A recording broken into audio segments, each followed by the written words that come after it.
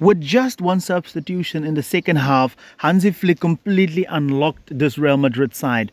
And you're going to see in this video now how that happened with Frenkie de Jong and how he made Barcelona play a lot better, right? I want you to watch up until the end of this video. There's an inside joke I want to share with you guys.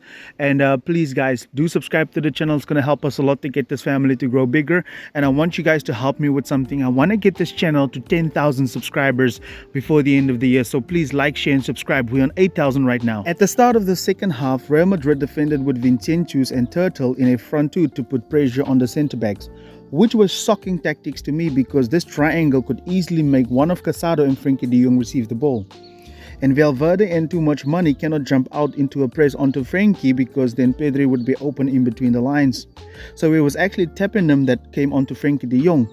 But because Balde going forward, he had to find enough time to be able to cover the space because of the runs that Rafinha made him behind. So this is really shocking tactics to me for Teppenham to be able to defend in this region right here. I would rather have Valverde defend there and then Teppenham in the midfield so that he can also put pressure here while maybe cutting the passing lane and also have something going forward. Oh guys, and by the way, should we call him Turtle or should we call him his French name, which is Turtle?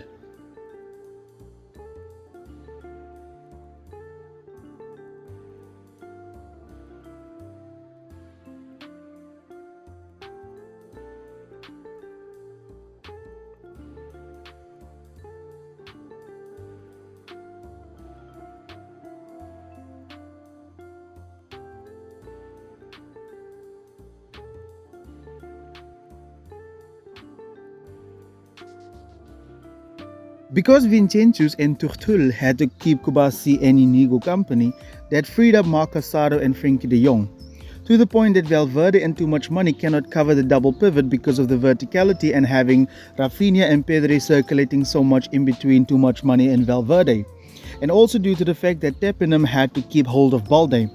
So Lamine Yamal did the same thing with Camavinga, but instead of coming into the half space, he actually dropped deep in order to occupy him. This also kept Mendy very narrow, and that allowed Koundé to go up high.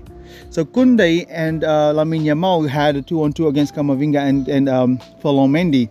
And these guys could drop anywhere they want to because Teppenham and Camavinga couldn't help them because of Pedri and Rafinha just in behind them, getting ready to get on the ball and actually destroy them. So great tactics from Hansi Flick. Here we see that Too Much Money is not even bothered by Frenkie de Jong. And look at the gap between Vinicius and Tuchel and also the midfielders of Real Madrid. This is actually shocking in my opinion. And look at how Lamine Yamal is coming deep into the half space in order to actually attract Camavinga. And look at how Camavinga is pointing out to Mendy to stay back in his position because he wants to focus now on Lamine Yamal. And this is how Hansi Flick was actually pinning back Real Madrid. So they had no help going forward at all. The Lewandowski goal was well on its way even before it happened. There was already signs of it because of Vinicius and Tuchel trying to cover the centre-back spaces. But the problem here was they couldn't allow Frenkie and Casado to have space so much in the midfield, so they tried to push Valverde and Too Much Money up a little bit higher. And then it was up to Rudiger and Militao to actually cover Pedri and Rafinha. And that is how Casado was actually able to play Robert Lewandowski straight through the middle. And that is how Barcelona took advantage of this. Surely due to the fact that Tuchel and Vinicius couldn't really press that high. And this is what I was saying, it's shocking tactics. Why doesn't he just have them sit on the double pivot and then Valverde and Too Much Money can focus on Rafinha and Pedri, and then both Militao and Rudiger would have focused on Lewandowski. And that would have just simply take care of that problem. In the 49th minute, we can already see this happening with Too Much Money going up higher to Frenkie de Jong. And look how Pedri is running in behind and trying to get in behind the centre backs, right? And here you see the goal happening. You can see in the 53rd minute that Frenkie de Jong is trying to drop onto the ball. And look at how Rudiger is keeping an eye on Pedri.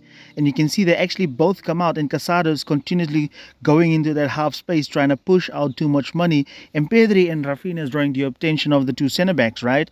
And then eventually they play the ball in behind, and Barcelona has Robert Lewandowski, the most dangerous striker at the moment, through on goal in a one-on-one situation with the goalkeeper. Right after the goal, Ancelotti had his men defending extremely narrow, especially Tepinham coming into this space in order for Valverde and Too Much Money to be able to go and press out should the ball be received. And that was actually to block the space towards Rafinha.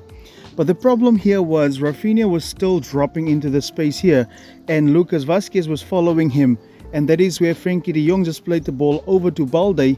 Even though Tepinham made it back in time, he delivered the cross and an exceptional header from Robert Lewandowski. Here we see that Tepinham is defending very, very narrow, even in front of Lucas Vazquez, who obviously is trying to keep track of Rafinha. But you see here that Rafinha was dropping towards the ball as Frenkie plays him in, and Vazquez is actually following him. And look at the run that Alejandro Balde is making just in behind the space left by Vazquez, and then Jude Bellingham had to follow him all the way back. But this was all too late for them, and this is all influenced by tactics that Barca scored these goals. Both coaches at this point made some changes where Modric came on for Too Much Money and Dani Olmo came on for Casado. And Ancelotti actually had this idea to push up a little bit higher in order to close the distances a little bit and also push Balde a little bit higher. And we know that Rafinha was keeping the width. But the problem here was that Frenkie de Jong was covered by Valverde and Pedri by Modric, and Dani Olmo was left free. And that is why Militao had to, wherever Olmo dropped, he had to come out extremely far in order to get on the ball. And Lucas couldn't cover this space here because he was trying to wear Rafinha's shirt. And Olmo just turned in behind him like instantly. And Barcelona had that first shot that Lewandowski actually missed, the one that he hit the bottom part of the right-hand post. Here we see that Real Madrid has brought out the defensive line onto the halfway line, and Vazquez actually had a nightmare against Rafinha. And here you see that Jude Bellingham and Tuchel is actually defending a little bit higher, putting pressure on Inigo and Alejandro Balde. And once again, Vazquez had to follow Rafinha. And you see here that Militao is insanely high trying to follow Dani Olmo, and he got turned inside out. Just one spin, and look at the space that Dani Olmo had to run in. And Barcelona actually had a 4 against 3, if you think about it, in which we had Rafinha in behind, crossing the ball to Lewandowski, who actually missed a sitter in the situation.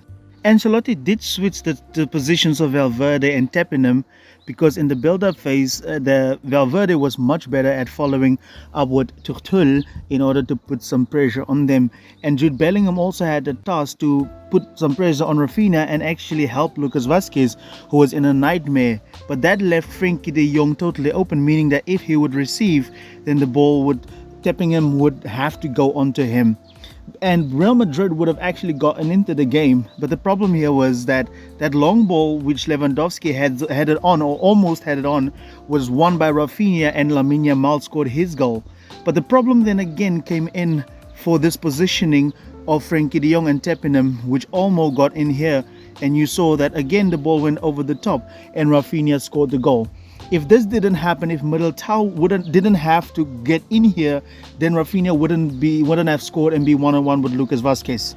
We see here that the positioning of Valverde and Jude or Fluke Tepinham has been changed as Frenkie de Jong is dropping deep, getting on the ball, and Modric has to mark Pedri, right? And you can see here that Valverde was joining Tuchel much higher up the pitch, trying to put pressure on Alejandro Balde so that he cannot really get forward in these situations. But then that long ball happened to Robert Lewandowski. He heads it on, and look who Militao is covering. He's literally covering Olmo, and then Rafinha was getting the ball, and then Lamine Yamal scored his goal. So this is just sensational from Barcelona and just amateur tactics from Ancelotti, right? And then you can see here again, look at where Dani Olmo is totally free in open space. Rafinha is 1-on-1 with Lucas Vazquez. And look how high up the pitch Eder Militao had to go in order to mark Dani Olmo. So it was just schoolboy tactics from Ancelotti. He was outclassed by a master. If you have watched the video up until this point, I want you guys to comment down below Tuchel with 3 laughing emojis, right? Let's just share an inside joke to see actually who's watching the videos up until this point. I want you to comment tertul with 3 laughing emojis, guys. As always, please do subscribe to the channel. It's going to help us a lot. Thank you very much for watching this video. Thank you very much for supporting this channel. Like, share, and subscribe. I want to hit 10,000 subscribers before the end of the year. I can actually achieve this goal with you guys. We're on 8,000 right now. Thank you very much for your undying support. Thank you very much, guys. Goodbye.